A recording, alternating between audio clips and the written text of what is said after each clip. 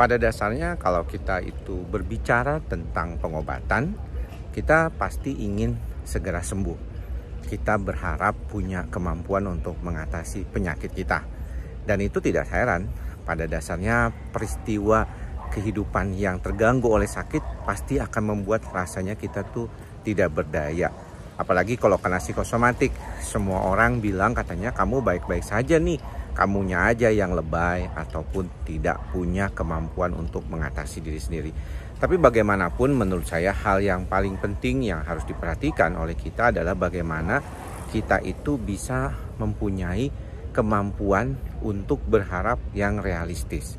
Karena kalau tidak realistis, banyak di antara kita juga akhirnya terbentuk suatu keyakinan yang salah terhadap penyakit kita ini. Padahal mungkin penyakit kita ini sebenarnya memang tidak seberat yang kita pikir.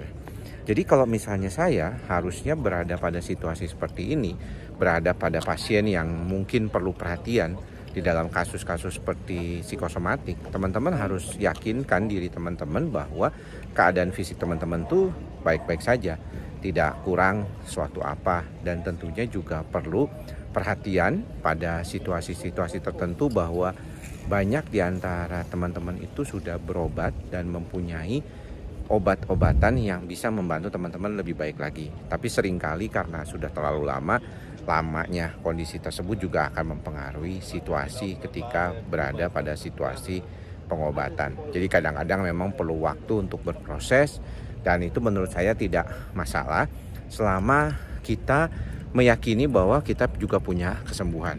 Di dalam Kongres Psikosomatik kali ini kita juga banyak berbicara tentang bagaimana kita bisa sembuh dari gangguan psikiatri yang terkait dengan psikosomatik atau somatic symptoms disorder itu dengan cara yang sebenarnya bisa dilakukan oleh banyak orang, yaitu punya pengharapan.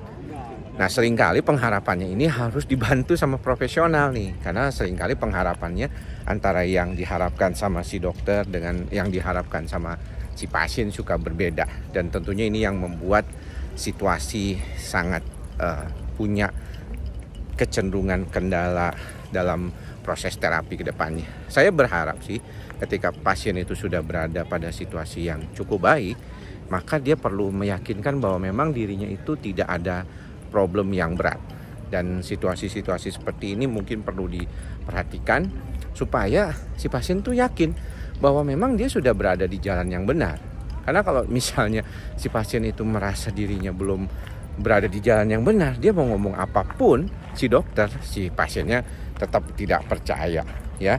Jadi proses penerimaan, pengharapan menjadi salah satu cara untuk sembuh dari psikosomatik dan gangguan cemas.